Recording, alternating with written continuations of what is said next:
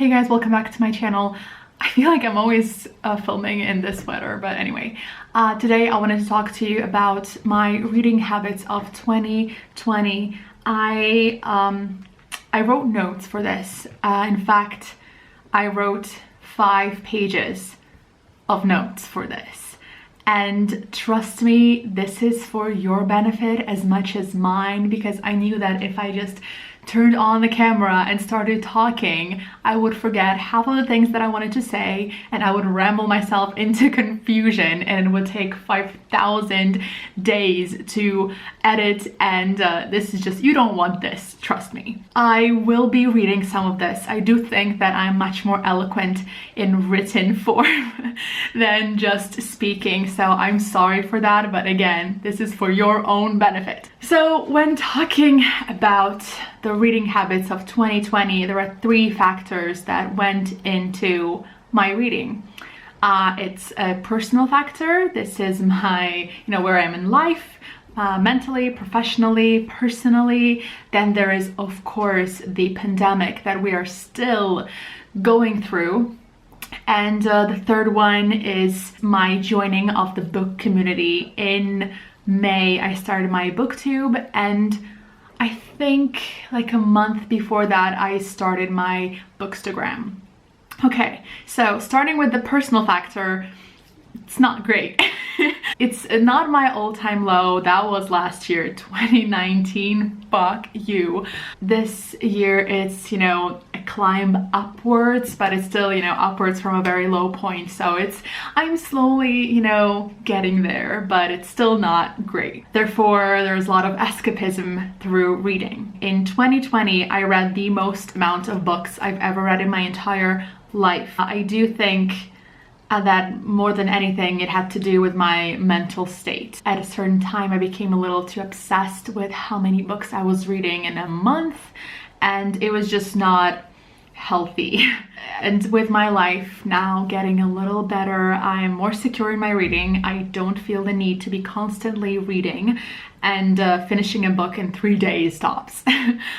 So it feels good. Factor number 2, the pandemic. Now, obviously, this is a terrible time for all of humanity, and I do want to express my deepest condolences if you've lost someone to the virus, or if the virus struck a little too close to home for you.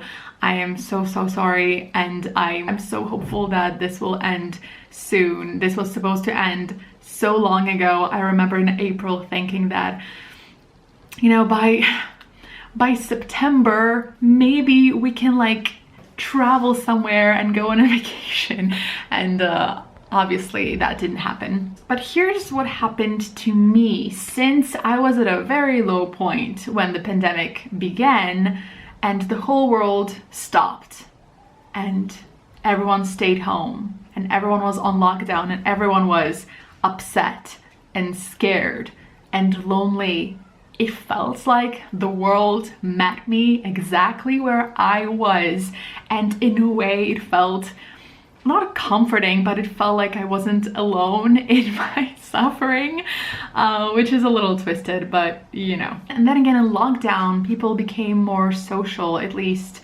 people that I know. I became part of several Zoom groups.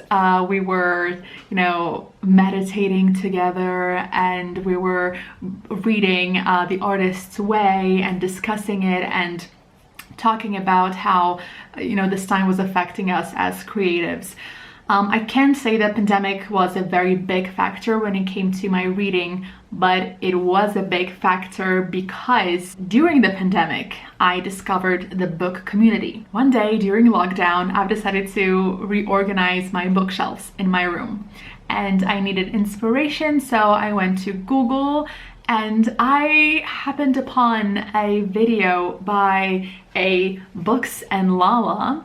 It was great. I really enjoyed that video, and I reorganized my shelf and I felt great, and that was that. I don't remember exactly how and why I started watching other videos by Books and Lala. Maybe it was in my suggestions on YouTube or an ad, I don't remember, but suddenly I started binging all her vlogs, like any vlog she's ever done on her channel, and it's been years. She has been here a long time.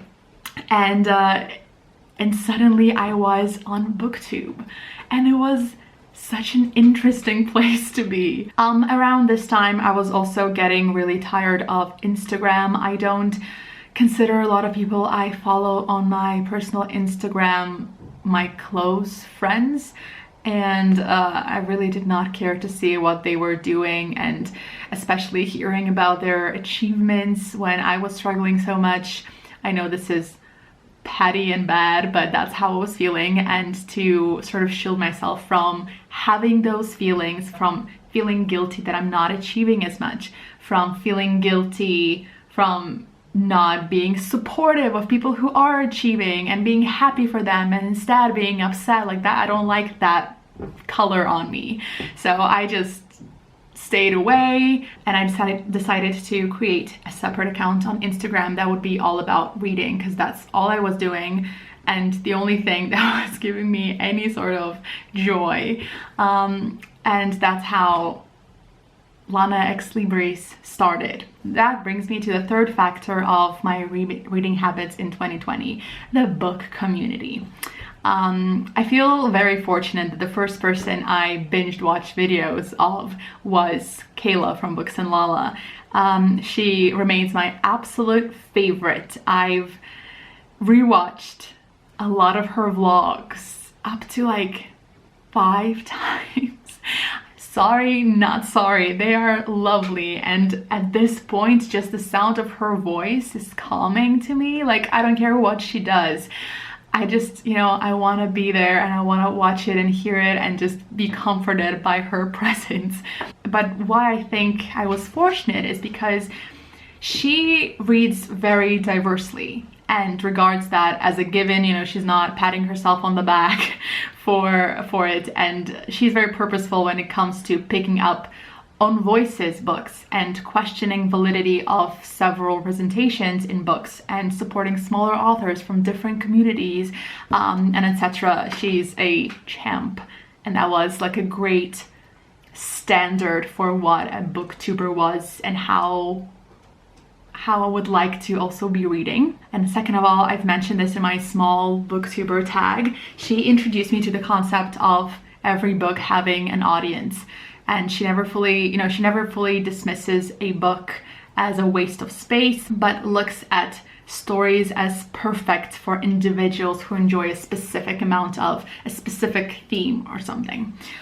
She talks a lot about getting to know her tastes better and does challenges where she reads books with certain themes and elements and tries to gauge whether she likes it or not and what other factors she needs in a story to make that specific theme work for her. It's very fascinating. I definitely recommend all her videos. Just watch all her videos. She's incredible. It's like she always says that she's not into books about famous people or books about with road trips, and she did 2 separate videos where she challenged herself and she picked up all books about road trips and to see, does she really not like road trips, or is it something else in that theme that she doesn't like, and what, and it just it's so good. This is just now a Kayla's fan video.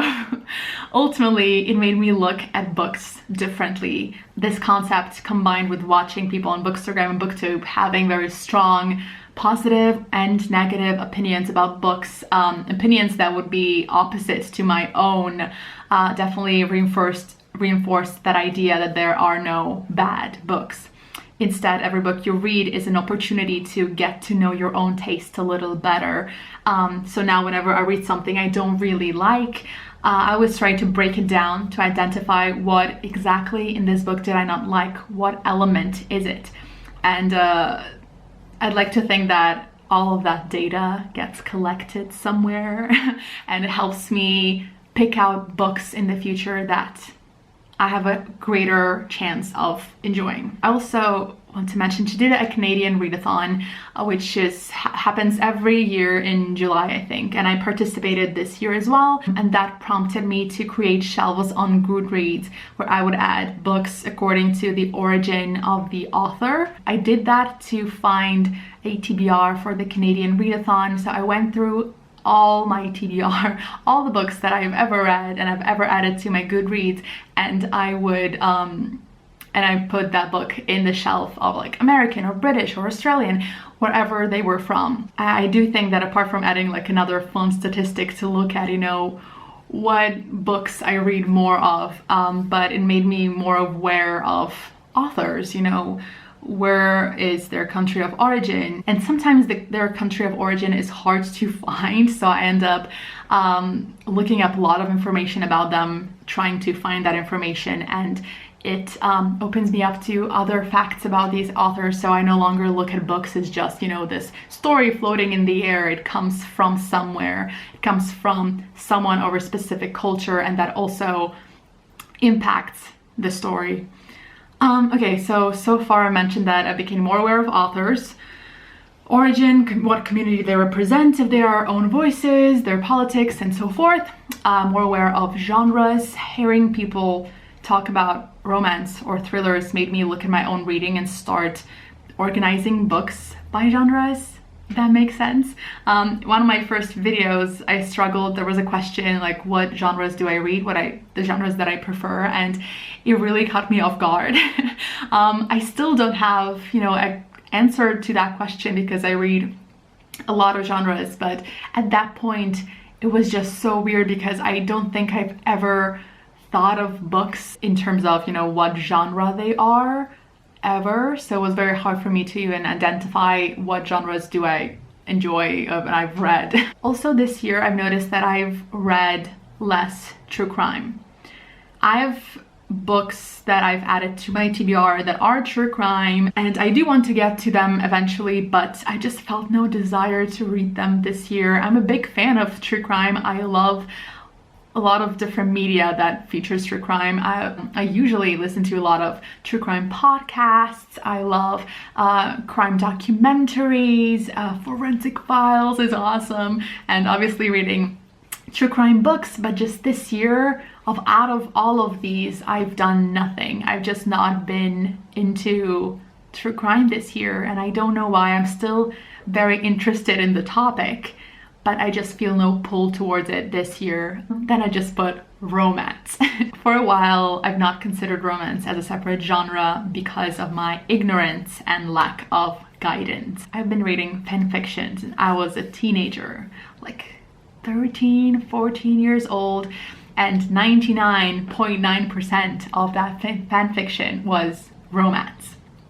And some more PG, some more explicit, all kinds of fanfiction I love. And in the last several years, I've been reading actual published romance books and enjoying them more and more, finding favorites among them. But I think this year was especially important in my evolution into a reader of romance. Finding Chandler was mind-blowing. She's another one of my all-time favorites because she was one of the very first people I've ever watched on BookTube. She loves romance and openly talks about it.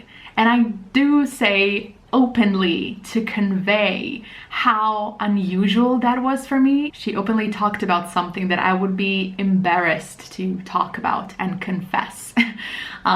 Since then, I became aware of a lot of different subgenres of romance and started identifying which ones I liked. I read my first ever like classic historical romance this year by Tessa Dare, and I do think I've gotten rid of this, you know, self-imposed stigma I had. I was reading romance. I just felt like I couldn't be open about it and I couldn't say that to anyone, which sucks, and thank God that's over. And I follow and I'm subscribed to so many romance lovers, and it saddens me to think that I was not privy to this community because of my own ignorance just a few months back. When I first became part of BookTube, I became aware of the template that it creates. I suddenly became overwhelmingly disgusted by the fact that I don't have enough physical books and I have nothing to hold up during thumbnails. This led me to buying more physical books than I had in a while. I'm still very particular about which books I buy. There are a lot of books that I want to read, but not all of those do I want to own, if that makes sense. I do blame BookTube for making me long to have physical books. And lastly, joining the book community made me really aware of my reading habits, and it made me question them and challenge them, and I want to talk about two things in particular. First one is rereads. Hearing so many people talk about how they love to reread books all the time, and just the sheer amount of people who talk about rereads and do rereads made me feel queasy. And as I like to do, I put my Sherlock Holmes cap on and went to investigate what that feeling was about. Now, I've reread a lot of pieces of fan fiction many times, and I've no trouble with that. And I think that's because in my mind, I did not consider fan fiction to count. And this is an important distinction, because what I found is that my gut reaction to rereading a book was, no, why would you do that? You've already read it. That won't count towards more books you've consumed.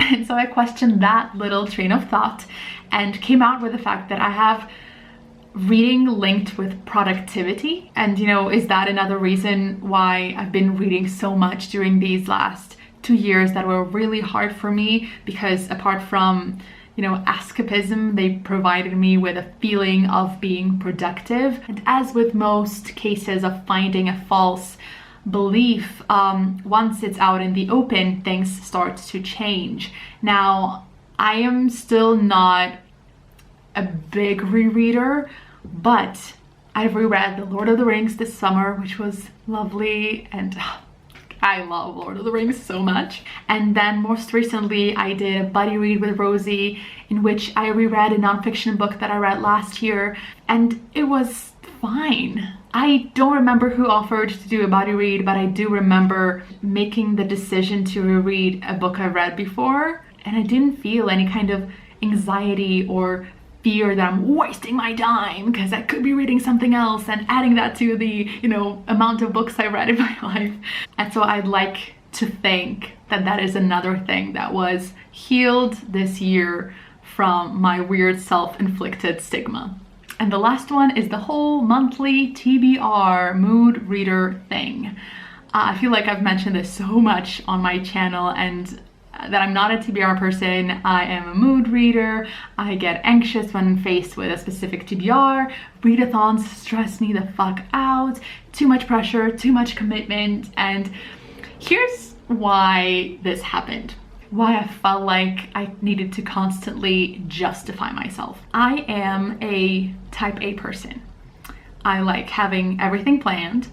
I hate surprises. I am a control freak. As you probably can tell from the previous point, productivity is very important to me. I'm a highly practical person who values efficiency. The pandemic has been a cause for several existential crises. The most prominent one was when I was suddenly realized that I'm not a morning productivity person. I do consider myself an early bird. I love waking up early. I love mornings, but I realized this year that I cannot work in the morning. My peak of productivity comes from 3 p.m. to 6, 7, 8, closer to the evening. I get really productive. In the morning, I can't do anything. This knowledge messed me up because I wasn't sure if my circadian rhythm was connected to my productivity rhythm. Do I think I'm an early bird just because I want to be an early bird, that it goes so well with my type A personality? And do I think I'm 100% naturally this extra type A person? This way of being is definitely one that brings me joy and comfort, and a way that I want to be. You know, being a control freak, being always prepared feels so good to me. But it's not a compulsion. I can be, and often am, very lazy and a slob, and I'm bad at messaging people back, and I have my flaky moments. So I do think this personality is reinforced by how I want to be perceived, and as much or maybe even more than a personal natural inclination. So the way this reflects on the TBR situation is this. As I've said, it's very important to me to be seen as a type A personality. It's important to be thought of as a hard worker, and oftentimes at my own detriment.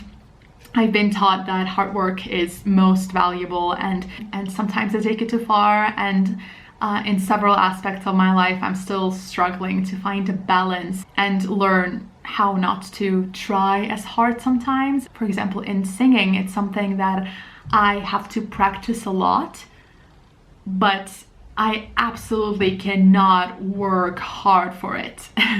I need to chill, otherwise the notes are not coming out, and that is a hard one to balance. So here I am starting a booktube channel, a time to reinvent myself.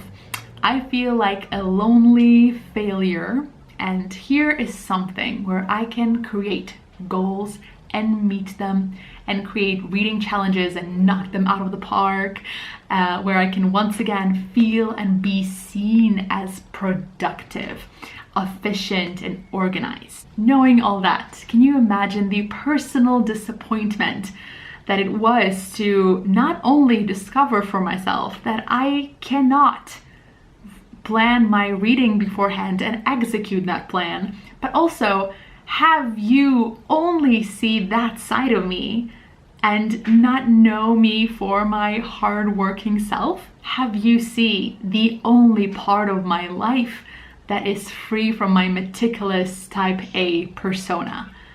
It felt disorienting.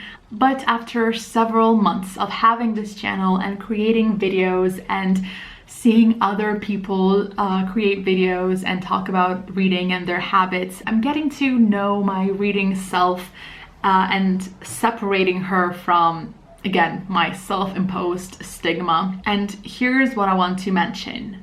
I do want to take part in readathons. I just have to, and not just say this to the camera when I'm filming the vlog, but actually allow myself some leeway and not take my failure so personally. I also can see myself in the future creating TBRs. I needed time to start seeing those videos as less of a challenge to the person who makes them, but more as just sharing books that are on your mind during a specific month or period, which obviously is a much healthier way to look at it. But I overall have learned a lot about my reading habits. I became more purposeful in what I read and why, and simultaneously I came to the wonderful conclusion that nobody gives a fuck how much I read and how I read. I'm excited to see what 2021 will bring, and now that my mind has been a little more open, a little more flexible, let's see what kinds of videos I come up with next year. Thank you so much for watching. Thank you for subscribing and supporting this channel. This means so much to me, and thank you so much for allowing me to be this honest on this channel and sharing with you my journey in reading. If you made it this far, leave me a star emoji in the comments. You are a champ. Anyway, thank you so much for watching this video, and I will see you in my next one.